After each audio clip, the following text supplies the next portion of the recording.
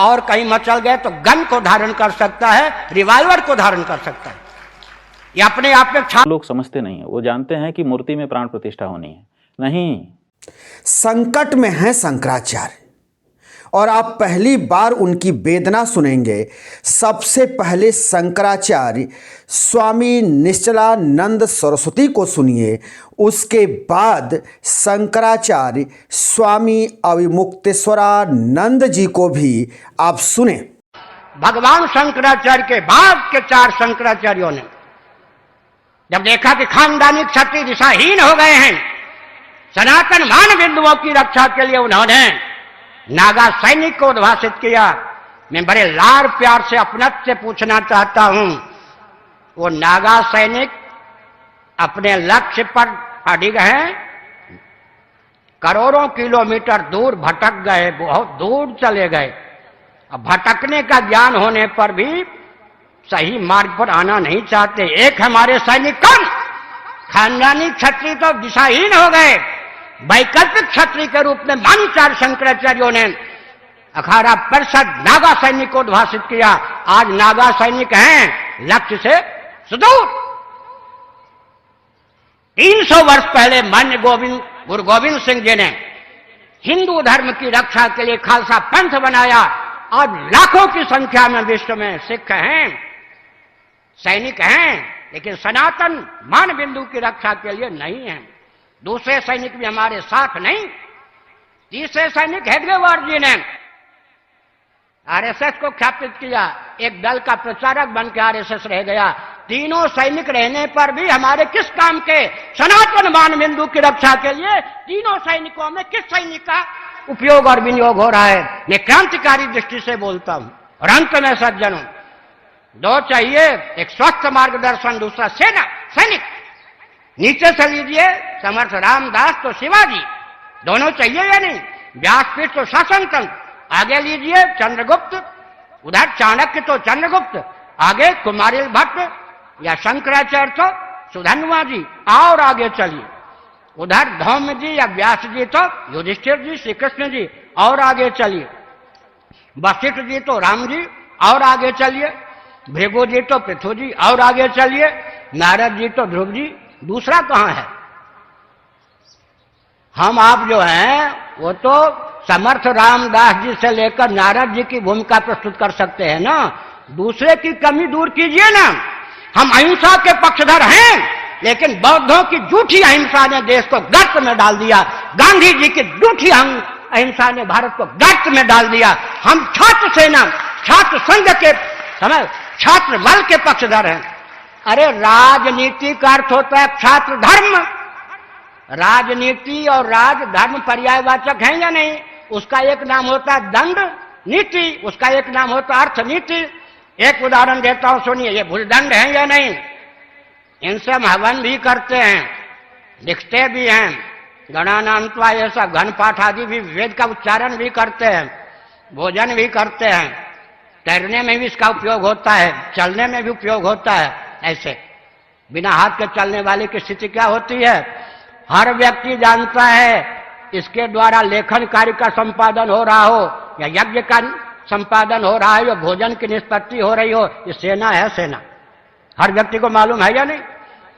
ज्यादा उधर किया तो ये चांटे का रूप धारण कर सकता है, और ज्यादा किया तो मुष्टिका का रूप धारण कर सकता है, और कहीं अठलाए तो तीर धनुष को धारण कर सकता है, और कहीं मचल गए तो गन को धारण कर सकता है, रिवॉल्वर को धारण कर सकता है।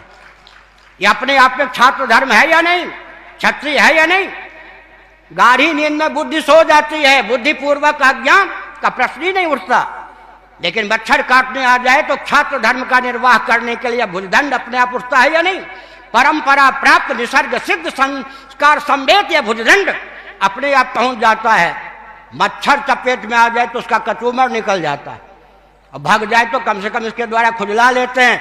छात्र धर्म चाहिए। राजस्थानियों, महाराणा प्रताप का आदर्श चाहिए। छात्र धर्म का विलोप करके गांधी जी वाली अहिंसा, जिस अहिंसा के गर्भ से खून की नदी बह गई, उस अहिंसा के द्वारा हमारा कल्याण नहीं हो सकता। हम मान बिंदु की रक्षा नहीं कर सकते। हमको छात्र धर्म चाहिए, छात्र धर्म चाहिए।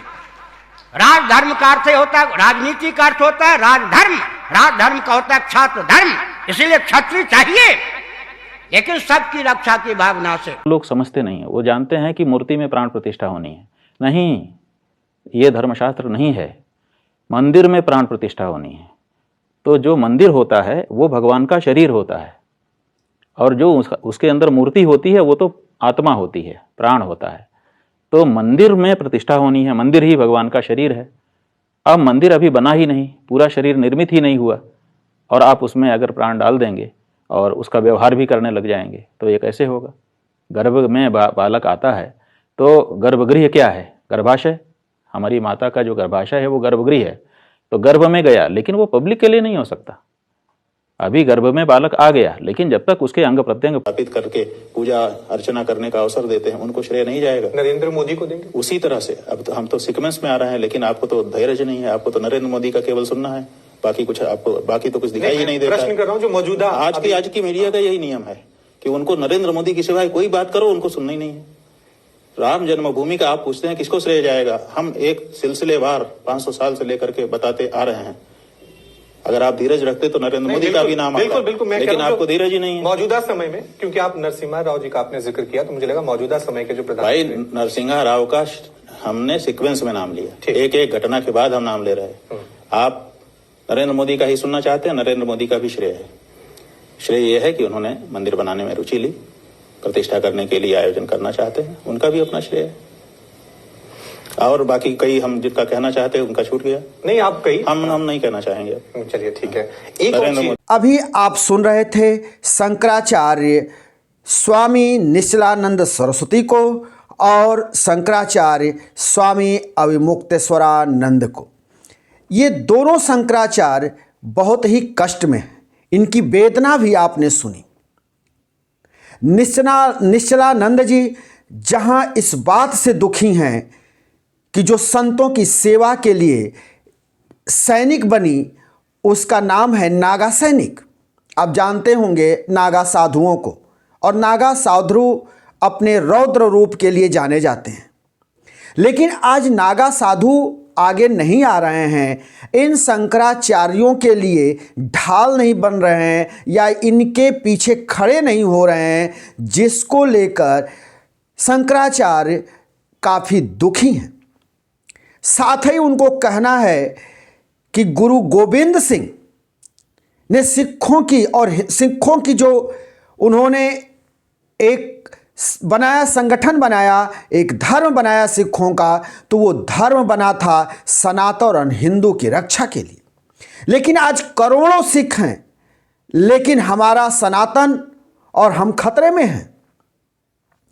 अपने इस भुजदंड का भी बता रहे हैं कि यही हाथ लेखनी करता है, यही हाथ खाने पीने के भी काम आता है, और यही जब मुसीबत में पड़ता है तो इन हाथों में खड्ग भी आता है, तीर धनुष भी आता है, और जब मुश्किल वक्त आते हैं तो इन हाथों को क्या क्या भी नहीं करना पड़ता है। इस भुजदंड का भी वो प्रयोग कर रहे हैं। वही शंकराचार्य स्वामी अविमुक्तेश्वरानंद बता रहे हैं कि कैसे वाराणसी के काशी विश्वनाथ मंदिर में जब ये कॉरिडोर बन रहा था और कॉरिडोर बनाने का काम चल रहा था, तो कैसे सैकड़ों मंदिरों को, छोटे छोटे मंदिरों को तोड़ दिया गया, मूर्तियां बिखर गई, किसी के गर्दन सिर से अलग दिख रहा था, तो किसी के हाथ टूट गए, किसी के पैर टूटे थे, जैसे मानो यहाँ महाभारत का युद्ध हुआ हो। अविमुक्तेश्वरानंद के उद्गार को भी आपने सुना। अविमुक्तेश्वरानंद आज के पत्रकारों को और मीडिया को नसीहत देते हुए भी सुने गए। उनका कहना है कि आपको सारगर्भित बातों से तो कुछ लेना देना नहीं, आपको क्रमवार बात सुननी नहीं, आपको सिर्फ मोदी मोदी करना है। तो मैं मोदी पर बोलूं, और मैं कह रहा हूं कि मोदी को भी अयोध्या में बन रहे राम जन्मभूमि पर राम मंदिर की प्राण प्रतिष्ठा और उसका श्रेय जाता है, क्योंकि इन्होंने बनवाने में भूमिका अहम निभाई है। लेकिन मैं कुछ नहीं बोलूंगा, मैं जितना बोलना चाहता हूँ उतना मुझे बोलने भी नहीं दिया जाता है। केवल मोदी मोदी का जप किया जाता है और लोग सोचते हैं कि मैं मोदी पर बोलता रहूं, तब मैं मोदी पर नहीं बोलूंगा। आप महसूस भी कर रहे होंगे कि इस देश में आज शंकराचार्यों के लिए कितनी मुसीबत खड़ी हो गई है। जिनको धर्म का शून्य ज्ञान, वो भी टीका टिप्पणी करने लगे। और इस देश में अब नेता धर्म और शास्त्र बता रहे हैं, वो धार्मिक गुरु भी बनते हुए नजर आ रहे हैं। तो क्षुब्ध होना लाजमी है और शंकराचार्यों की नाराजगी भी लाजमी है, क्योंकि धर्म, शास्त्र और सनातन और हिंदुत्व की रक्षा के लिए यही चारों पीठ है और चारों शंकराचार्यों की नियुक्ति की जाती है। जी, हम फिर किसी दूसरे वीडियो को लेकर हाजिर होंगे। तब तक के लिए शिवमूर्ति दुबे को दीजिए इजाजत।